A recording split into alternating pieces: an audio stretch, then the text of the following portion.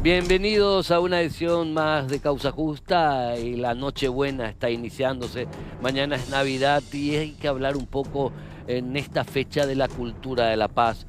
La cultura de la paz que es más que nada una forma de construir sociedad en el ámbito del reinado de la justicia, en el ámbito del reinado de la igualdad.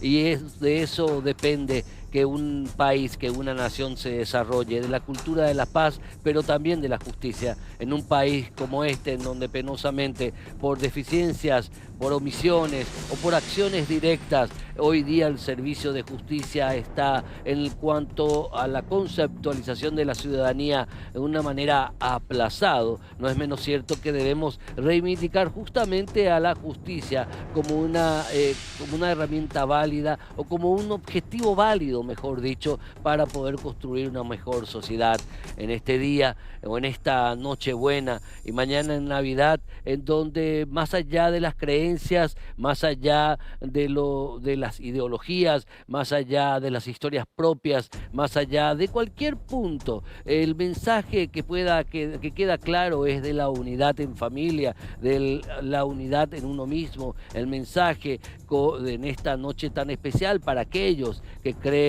en un Señor Jesucristo, para aquellos que creen digamos, para aquellos que tienen fe, y para aquellos que no, es también un mensaje de unión, un mensaje de trabajo en conjunto. Y para ello, en toda nación democrática, en todo sistema republicano, es esencial la justicia, es esencial la ley, es esencial finalmente de que todos respetemos a la misma bajo el concepto primigenio, bajo la idea básica de que no hay más iguales que otros, hay iguales ante todos, iguales ante la ley. Y por eso repito esta frase, que es una frase que si bien tiene un contexto histórico hasta objetable, no es menos cierto que guarda en sí una idea muy, muy fuerte. Bajo la ley, todos. Fuera de la ley, nada. A la vuelta del corte, el primer tema del día de hoy.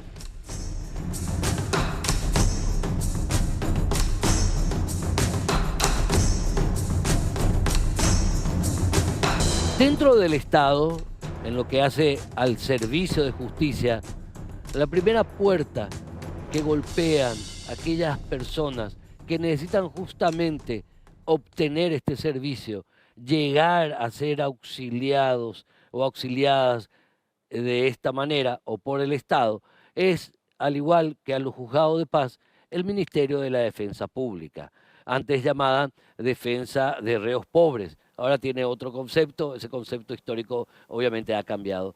¿Cómo está la justicia, el concepto de ley, la aplicación del derecho a favor de la ciudadanía en respeto a la Constitución Nacional desde el Ministerio de la Defensa Pública? Eso le queremos consultar a la doctora Lorena Segovia, ministra de la Defensa Pública. ¿Cómo estás, doctora? Bienvenida a Causa Justa.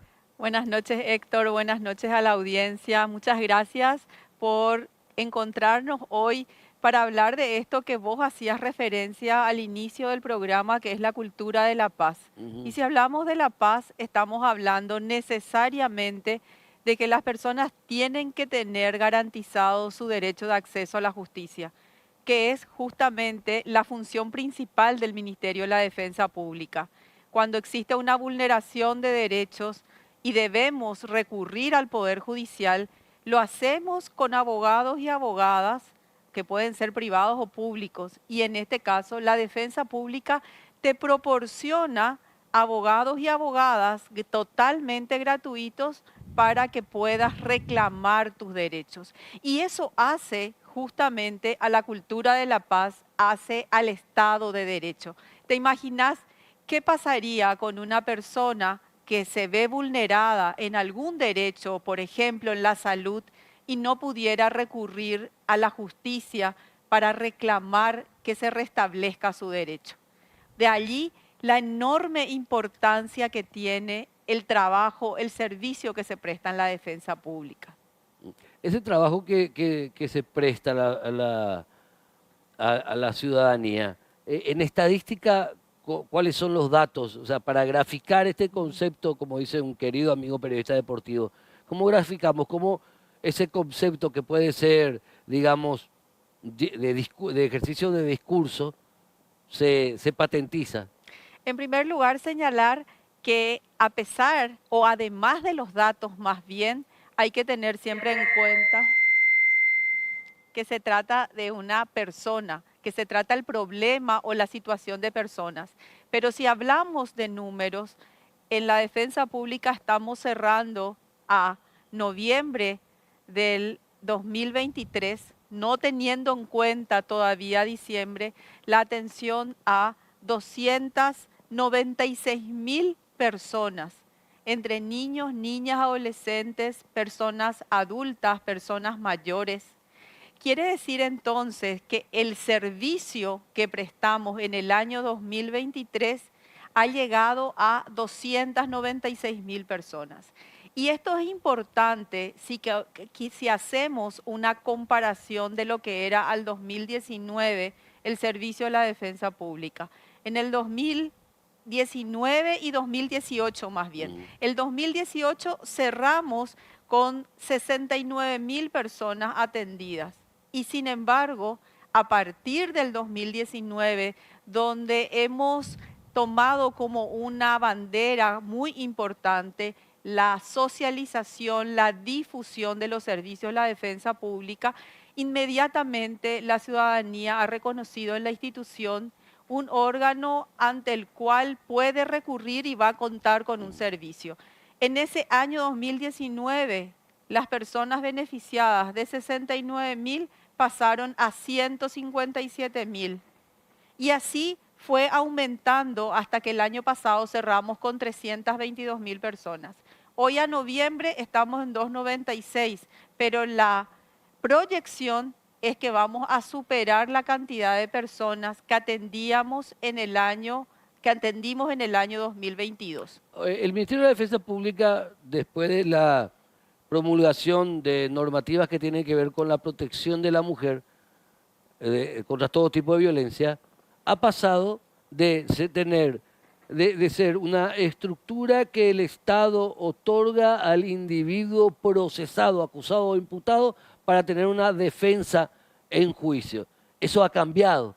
Hoy día el Ministerio de la Defensa Pública no solamente defiende, sino impulsa acciones. En ese contexto, ¿qué hemos encontrado en este año?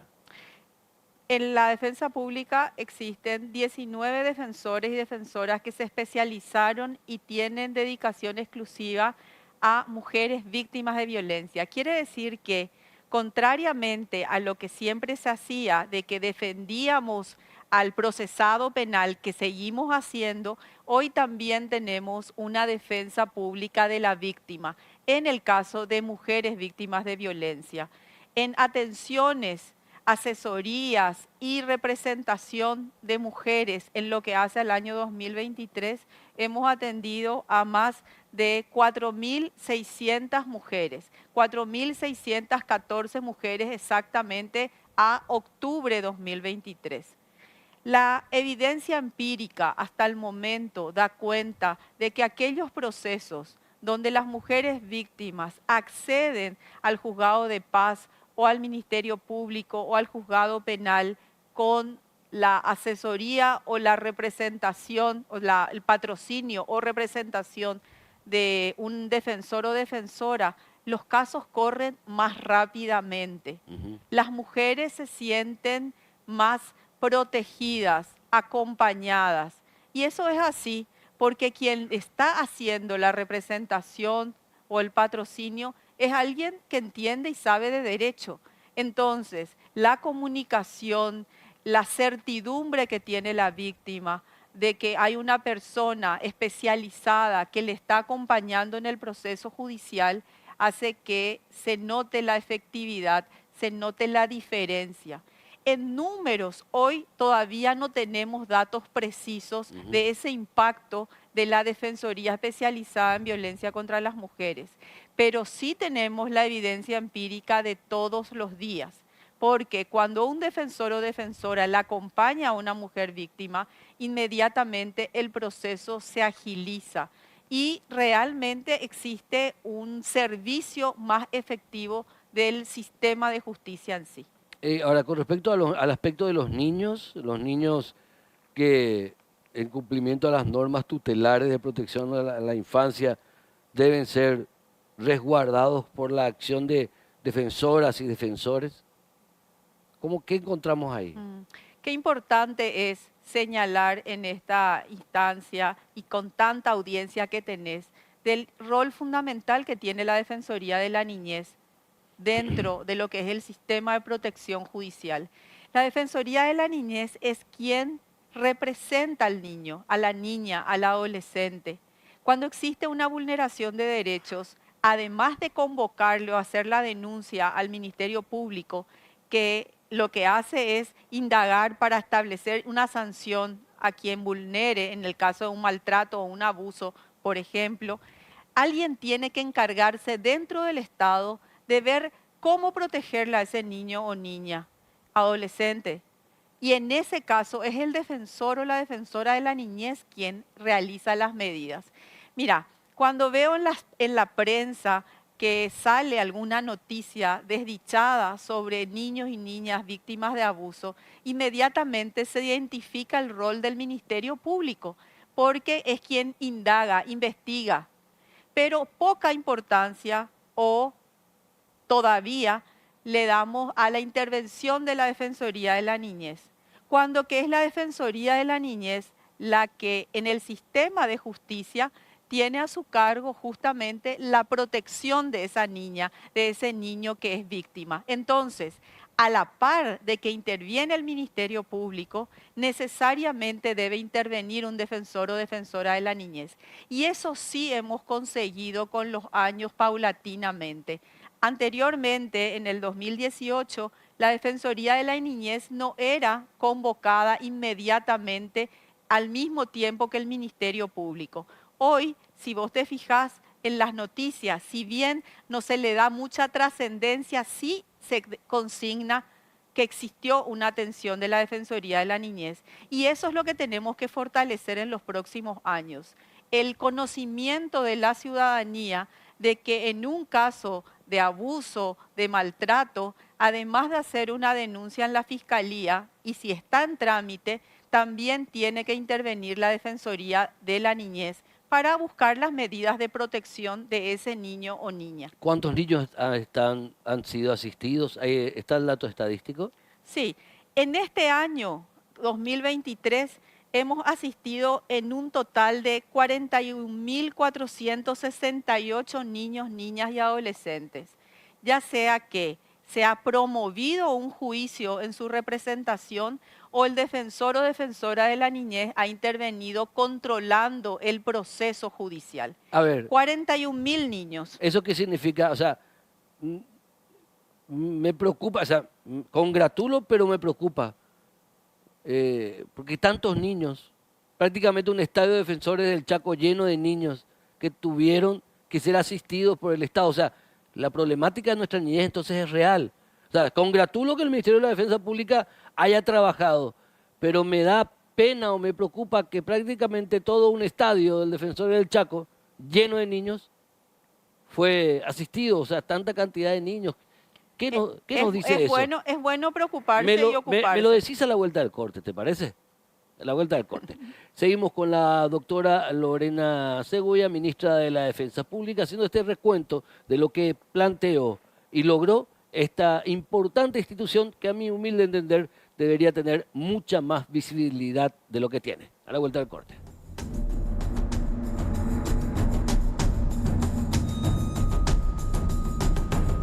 Dejamos una respuesta picando, doctora Lorena Segovia, ministra de la Defensa Pública, con relación a que, o sea, nos congratulábamos que el Ministerio de la Defensa Pública haya podido llegar y dar la tan necesaria asistencia a más de 40.000 niños y adolescentes. Pero lo que nos dice es esta estadística que en el año hubieron 40.000 niños y adolescentes expuestos a diferentes situaciones anómalas a lo que debería ser una infancia, a lo que debería ser la vida de un niño, la vida de un adolescente.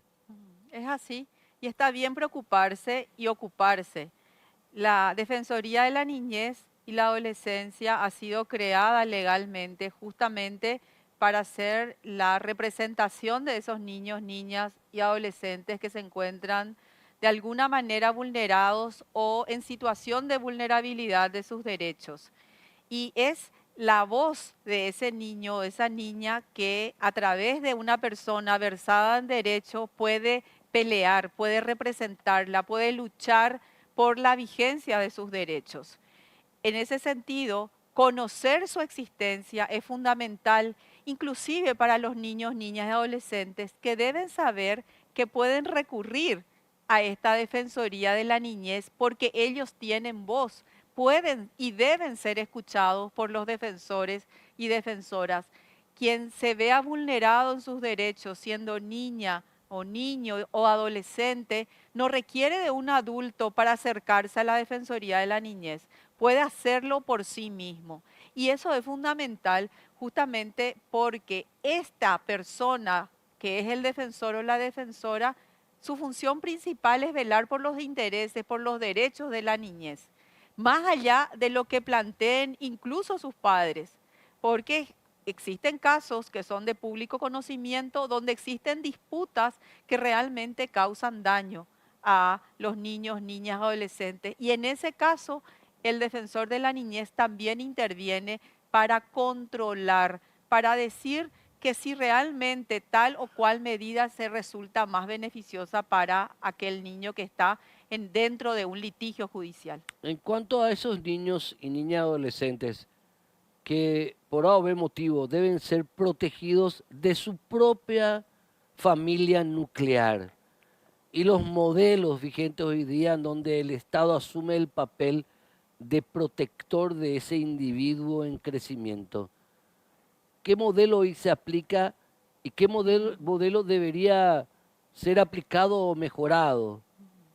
Bueno, ante esa situación, la primera medida que tiene que tomar un defensor o defensora, y lo está haciendo, es buscar una parte de la familia ampliada de ese niño para evitar su institucionalización, o sea, llevarle a un lugar donde va a permanecer en situación de abrigo, va a ser cuidado por terceros, en un lugar donde está conviviendo con otros niños. Durante muchos años, esa convivencia en lugares que nosotros en la jerga, no, la jerga más bien no, la nomenclatura jurídica realmente, les conocemos como hogares, han convivido 30, 40, 50 niños en un solo lugar.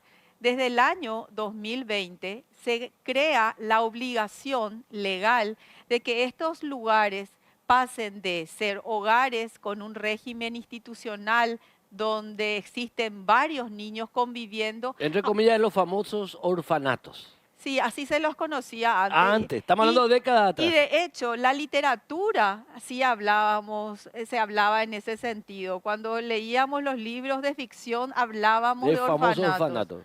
Pero hoy se los conoce como hogares de abrigo, solamente que como es tan amplia la denominación, muchas personas como que pierden el concepto. Y la realidad es que es una institución donde están conviviendo 30 o 40 niños, niñas y adolescentes. Entonces, el modelo cambia a un modelo residencial.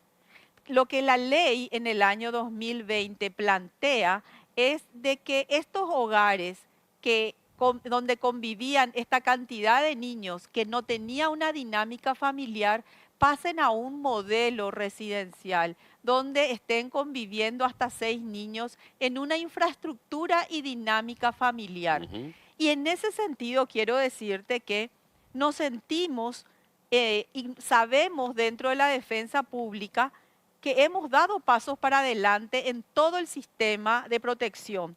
Según un informe del Mecanismo Nacional de Prevención de la Tortura, que hizo el mecanismo, el MNP, como se lo conoce, que no es el MVP, pero es el Mecanismo Nacional de Prevención contra la Tortura, ese órgano estatal fiscalizó, verificó 33 hogares de los 39 que están habilitados Y da una estadística interesante, A ver. que de todos estos hogares, solamente el 33.3% mantiene este cuidado institucional. Quiere decir esto que el resto, el 64%, ya ha ido cambiando de acuerdo a lo que la ley espera de los hogares. Para entender un poquito mejor, ¿cuál es la diferencia entre ese orfanato conocido así años atrás y estos hogares de abrigo que también en sí mismos están cambiando de modelos? ¿Cuáles son las La diferencias? posibilidad de que solamente puedan estar en estos hogares hasta 6 niños. Y eso hace que se pueda mantener la dinámica de una familia. Ok. ¿Te imaginas que nosotros tenemos casos, Héctor, en los cuales cuando los niños están en hogares donde existen mucha cantidad, y esto va en contra de las directrices de cuidado ya emitidas por Naciones Unidas, hay niños que nunca son abrazados? Y un niño o una niña que no siente el calor de un abrazo tiene un grave déficit en su crecimiento emocional. Por Está eso, comprobado científicamente eso. de hecho, existe un llamado a la acción a nivel mundial que dice que la institucionalización de niños de 0 a 3 años no debe luego darse en ningún tipo de hogar, porque eso realmente afecta posteriormente su Claro. crecimiento. Pero estos números que da un organismo por fuera del sistema de justicia y que nos proporciona una luz, nos da la pauta de que hay un 64% de hogares que están haciendo el esfuerzo de ir pasando de un modelo a otro. Y no podemos sostener de que aumentar la cantidad de niños, niñas en un lugar como este resulte beneficioso para la niñez, sino muy por el contrario. De hecho, desde la defensa pública, la desinstitucionalización ha sido una de nuestras banderas más importantes. ¿Por qué? Porque cuando ingresamos a la función dentro de la Defensoría, nos encontramos que el plazo promedio en que un niño, niña, adolescente permanecía institucionalizado era de 4 años, 2 meses. Una O sea, locura. 4 años, 2 meses en la vida de una persona dentro de un lugar que no es una familia. Entonces, lo primero que como Estado debemos hacer es fortalecer a las familias. Fortalecer a la familia significa identificar sus carencias, identificar aquellas vulnerabilidades que existen, de modo a que estos niños puedan permanecer, permanecer en la familia porque el Estado intervino para que esa familia pueda saltar esos obstáculos. Y eso es lo más complicado, porque venimos de un modelo anterior en el cual era mucho más fácil para el sistema de justicia mandarle a un niño a un lugar Llave a la institucionalizado, puerta y olvidarnos. archivarlo, como Archivarlo. dijimos siempre en la defensa pública, no más niños archivados. Los niños, niñas necesitan un espacio donde desarrollarse, y el mejor espacio donde pueden dar y recibir amor es en una familia. Necesitan la oportunidad de amar y ser amados. Entonces, ¿qué tenemos que hacer ante un niño que ha sido vulnerado en sus derechos, una niña que no puede permanecer con papá y mamá? Lo primero que debemos hacer es buscar otra familia que lo reciba mientras que se puede resolver su situación jurídica. Fin. Esa familia puede ser alguien, su tío, su abuela, la vecina, alguien de su entorno afectivo, o puede ser una familia que se inscriba voluntariamente en el registro que maneja el Ministerio de la Niñez, monitoreado por el Ministerio de la Niñez, y ese niño permanezca en esa familia. Tu mensaje final, doctora Lorena Segovia, en esta última entrevista del año, ¿verdad? Con respecto al servicio de justicia, con respecto a la ley, con respecto al Ministerio de la Defensa Pública. La trascendencia del Estado de Derecho del Ministerio de la Defensa Pública posibilita que todas las personas, sin ningún tipo de discriminación, puedan hacer efectivo su derecho, puedan tocar la puerta de la justicia para lograr el restablecimiento de ese derecho. Entonces, ¿cómo no fortalecer una institución que permite que las personas puedan realmente hacer uso de su derecho sin necesidad de recurrir a la fuerza o la justicia por mano propia? Porque ahí está lo fundamental de esta noble institución como se la conoce. Porque si no existiera, ¿qué harían las personas que no pueden pagar un abogado o una abogada para recurrir a la justicia? Entonces, en ese sentido, el orgullo de formar parte de un equipo de integrantes de la defensa pública que realmente, además de una prestación de servicio con una contraprestación, tenemos la voluntad y el compromiso con las personas que muchas veces son invisibles. Doctora Lorena Segovia, un gusto haber compartido este año nuevamente contigo, ¿sí? Muchas gracias, Héctor, y gracias por tu compromiso con la infancia. A la vuelta del corte, operativo Veratio, ¿qué hay después? ¿Cómo hacer para que esto sea realmente una victoria en el combate frontal y legal contra el crimen organizado? A la vuelta del corte.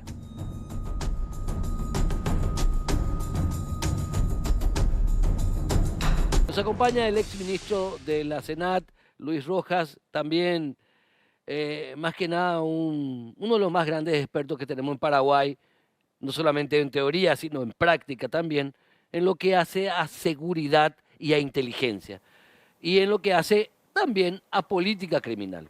Por eso justamente lo invitamos al querido Luis Rojas para hablar un poquito del día después, por así decirlo, Luis, del operativo Veratio. ¿Qué hacer para que este nos sea un paso al frente realmente fuerte y no una anécdota en la historia de la política criminal paraguaya, Luis? Bueno, Bienvenido. antes de nada, muchísimas gracias por la invitación, Héctor. Realmente desde afuera ya del sistema de Estado, he seguido atentamente todo lo acontecido con esta operación y la percepción personal que tengo, un poco en base a la experiencia, es que el Estado dio un mensaje claro, pero al mismo tiempo pasó el punto de no retorno al asumir la situación real de el crimen organizado instalado en las cárceles del país, las cárceles bajo control del crimen organizado y como centro de mando, y va la redundancia, de mando y control de estas actividades criminales, ¿verdad? Toda la población paraguaya sabía, era el secreto a gritos, de que específicamente Tacumbú estaba comandado absolutamente por el clan Rotela. Uno de los problemas dentro de esta problemática compleja, y desde ahí se comandaban operaciones de microtráfico en el departamento central y en todo el país prácticamente. Había un sistema instalado de sometimiento del Estado, ya que con cada designación, esta estructura criminal, que es una copia del modelo del Grupo Armado del Brasil, hacía llamar a las autoridades a que se presenten ahí y se negociaba la paz. Prohibido que entren acá, nosotros no te vamos a tener decapitado, no te vamos a tener problemas dentro. Con mucho gusto, con mucha satisfacción, pude percibir que el Estado tenía un plan establecido y la decisión política firme de retomar el control de las cárceles. Y gratamente esta operación nos sorprendió a todos. Hoy en día las fuerzas de seguridad controlan este establecimiento, pero sobre todo repito, fue un mensaje político muy interesante que no tiene vuelta atrás. El Estado está obligado a mantener la presión interna y mantener el control, no solo de Tacumbu, esto tiene que repetir en todos los otros centros penitenciarios. Ahora bien, hay que analizar cuál es la situación actual. Tenés al clan desarticulado momentáneamente, ahí yo creo que estamos viviendo momentos de confusión a nivel de todas estas estructuras criminales que están operando. Esto hay un proceso donde se van a reorganizar y el Estado no puede permitir que eso ocurra. No hay que descartar una escalada de situaciones violentas también. Y le dije a otro medio que me entrevistó que creo que va a ser el peor error que cometa esta estructura criminal, ya que va a obligar al Estado a que actúe con firmeza. Ya demostró que está dispuesta a asumir el costo político. Sí, el costo político de las muertes. Totalmente, totalmente. Entonces, celebro esta decisión firme del gobierno. También hay una cuestión muy importante que creo que es vital que se lo reconozca. El Estado por primera vez realmente reconoce la envergadura del problema, reconoce que perdió el control de las cárceles. Yo creo que en el gobierno anterior principalmente creo que se erró groseramente. Y bueno, El imagínate gobierno anterior se erró groseramente. ese sometimiento a ser convocado por una estructura Criminal. con la promesa de la paz interna. Entonces, ya no es secreto, oficialmente el Estado reconoció eso y dio el paso inicial, mostró un poco la fuerza. Fue un mensaje político interesante también porque este problema no es un problema solo del Ministerio de Justicia, este es un problema de seguridad nacional. Sí. Que requiere o requería que se aborde esto desde el más alto nivel. Gracias a Dios, el presidente de la República tomó el liderazgo de esto. Y bueno, ahora toca seguir manteniendo la presión, repetir esto, porque siguen activos otros grupos como PCC y pasa que el escenario potencial que teníamos es que estos modelos mal copiados de grupos del Brasil, con la particularidad del liderazgo personal del clan Rotella, y vos sabés que el PCC es una estructura que tiene hasta su tribunal de justicia ahí. Sí. Sin embargo, el clan Rotella es una estructura muy personalista, pero como tomó el control del establecimiento principal penal acá, esto obligó a las otras estructuras, llámese narcopilotos, financistas, a acercarse y creo particularmente que lograron alianzas muy peligrosas para el futuro del país. ¿Hay una alianza? Yo creo que sí, parte de la convivencia, ¿verdad? Porque el control real, material de Tacumbu lo tenía el clan Rotella, llave de las cárceles, de los pabellones, sistema de seguridad, sistema de vigilancia, explosivos y armamentos importantes. Entonces, definitivamente había una obligación de someterse a la estructura del clan, ¿verdad? ¿Qué quiere decir esto? Que el siguiente paso es repetir la misma cuestión en el resto de las cárceles, habilitar ya las nuevas cárceles, darle la oportunidad al que se quiere reinsertar a que se reinserte, pero darle en serio la oportunidad, porque me imagino que en la población penitenciaria la mayoría se quiere reinsertar. Me imagino, creo, y después el resto ya es su forma de vida, su forma de convivir, y hay otros que ya son directamente sociópatas. Totalmente. Que hay que tener, que eso, ser sociópata no significa que no entienden lo que hacen, no, directamente no comulgan cómo la sociedad está organizada. Esos son sociópatas. Totalmente. A mí me sorprendió mucho las declaraciones iniciales del ministro Barcini cuando él hablaba de reinserción social. Acá lo dijo también. Sí. Entonces, como daba la impresión de que íbamos a seguir teniendo lo mismo. Ah, entiendo. Entonces, yo creo que eso la sociedad paraguaya desconocía, de que ya había un compromiso firme de realmente que el Estado retome Tacumbú.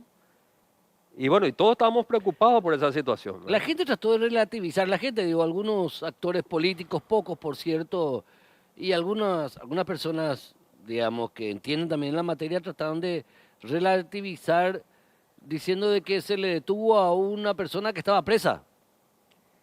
No, mucho más que eso. Es mucho más Es complejo. mucho más que eso.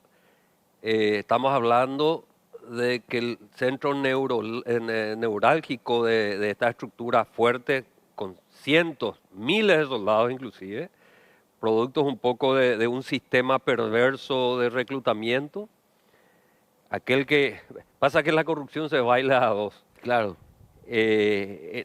Tacumbú estaba sometido a un régimen de no recibir Más internos. de no recibir elementos básicos para mantenimiento de los reclusos como alimentación, era parte de un negociado terrible. Entonces, ¿qué pasaba? Aquel que era enviado a Tacumbú como reo, si no disponía de plata para comprar la comida, no podía comprar un colchón, entraba en el sistema de reclutamiento del clan por protección y por la necesidad de alimentarse y buscar algo de seguridad, y iba engrosando la lista de soldados. Y no solo eso, de paso comprometiendo a la familia fuera del penal del propio soldado reclutado. Entonces era un sistema perverso. La corrupción le convenía a esta estructura porque la máquina de reclutamiento funcionaba en base a la falta de medios. Con toda esta crisis se desnudó esto y ojalá el Estado continúe presionando y solucionando el problema de fondo, que pasa por un plan de carrera para el personal penitenciario. Entre paréntesis, los funcionarios penitenciarios o guardiacárceles, desde el lunes a la madrugada, no entran a Tacumbú. Fueron excluidos. Ahí hay una protección, hay una estructura policial a cargo de un jefe policial. Totalmente. Yo estoy de acuerdo personalmente. Totalmente. Estoy de acuerdo. Otra de las gratas sorpresas con respecto a... Y bueno, y todos esperamos que sea así, que realmente paremos de mentir diciendo que todo está bien, de llegar a acuerdos con delincuentes, y el Estado se haga presente de manera fuerte, firme, tome el control de las cárceles de todo el país y realmente tengamos un sistema penitenciario. No hay que inventar la rueda. Tenemos acá países vecinos que tienen sistemas exitosos como las cárceles federales del Brasil, de máxima seguridad. Ya, ahí son máxima seguridad. Totalmente. Acá no pasa por aislarlo más, pasa por destruir el sistema enemigo, ¿verdad? Que es mucho más que el simple aislamiento de los detenidos. Hay que hablar de política, de la reforma penitenciaria, hay que hablar un poco de las responsabilidades que tiene el Estado, que tiene la justicia dentro de estos procesos. O sea, que gran parte de la población penitenciaria ni siquiera está condenada. Claro. Entonces, hay mucho por hacer, ¿verdad? Y estamos atentos viendo esto. Yo creo que Barcini no debe renunciar a su visión, porque era una visión que me sorprendió mucho, pero que la gente malinterpretó a mi humilde entender. Habló Barcini de derechos humanos y la gente entendió que la joda iba a continuar. El tema que al parecer, como vos decís, la decisión ya estaba tomada. O sea, Totalmente. y los pasos erróneos que cometió este grupo de criminales les dio mucho más razón al Estado de tendría que hacer lo que hizo finalmente. Yo ahora entiendo un poco el proceso, Héctor. Primero, al asumir este gobierno, tenía dos decisiones podía tomar con respecto al sistema penitenciario. Continuar igual, sin novedades, y que estos grupos se fortalezcan, con la gravedad de las alianzas estas criminales que se fueron forjando dentro de los institutos penales. O patear la mesa, hacerla de la manera más responsable posible, Pero con toda la fuerza de la ley. con toda la fuerza por los costos. Sí. Gracias a Dios fue esa la decisión y hay esperanza, creo yo, para el país. Es más, a mitad de semana se descubre debajo del piso de la oficina, entre comillas, que usaba este señor Javier Rotela, se encontró un depósito prácticamente de dinero, armas, explosivos, bebidas alcohólicas, de todo. ¿No? Totalmente. Tacumbo era un mundo paralelo, con una legislación paralela, con un sistema de corrupción impresionante, con negocios funcionando, con una circulación financiera Enorme. enorme, miles de teléfonos operativos ahí, y el Estado no controlaba absolutamente nada. Luis Rojas, por último, ¿cuál es el paso esencial siguiente? Además de hacer el mismo operativo en las cárceles, reformar el sistema penitenciario para que la policía militar, la policía militar se encargue del resguardo de criminales que tienen que ver con el crimen organizado, que la policía sea la que establezca la seguridad no perimetral, sino interna de las cárceles? Yo creo que hay un proceso. Sí. Lo natural sería que el Ministerio de Justicia contrate, forme, entrene a su propio personal con todos los sistemas posibles de control de integridad y capacitación, que sean profesionales dedicados exclusivamente a eso. Pero en este momento yo creo que el camino acertado es que tome control la Policía Nacional con el apoyo de las Fuerzas Armadas, ya que estamos en una situación De emergencia. de emergencia hasta tanto se vayan.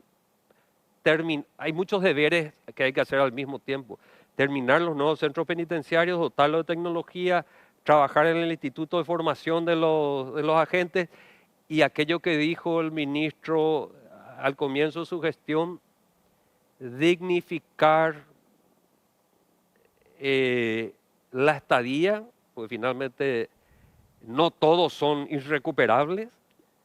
Hasta los irrecuperables hay que tratarlos como dice la Constitución Nacional. Totalmente. Pasa que el Ministerio de Justicia tiene la obligación de custodiarlos, no tienen nada que ver dentro del proceso penal que tengan, Claro.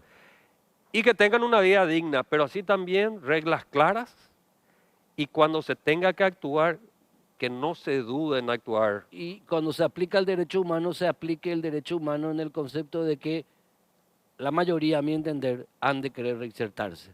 Totalmente. Luis Rojas, como siempre, un verdadero placer, ¿eh? A las órdenes. Bueno, espero que el año que viene estemos más juntos, ¿eh? No, Que haya vamos a más estar- cosas, que esté vamos- más con nosotros acá en Causa Justa. Vamos a estar siempre a disposición. Gracias, Luis Rojas, exministro de la Senat, analista, pero principalmente consultor y experto, exministro de la Senat y experto principalmente en todo lo que es seguridad, política criminal, una verdadera biblioteca andante. Bueno, ¿qué mensaje podemos dejarles en esta Nochebuena? Principalmente que estén en familia, principalmente que estén con sus afectos, también que puedan recibir esta fecha tan significativa para aquellos que tienen fe de la mejor manera posible, en paz, en comunión y en unidad. Y recuerden, siempre y siempre hay una causa justa que tenemos que defender. Chao.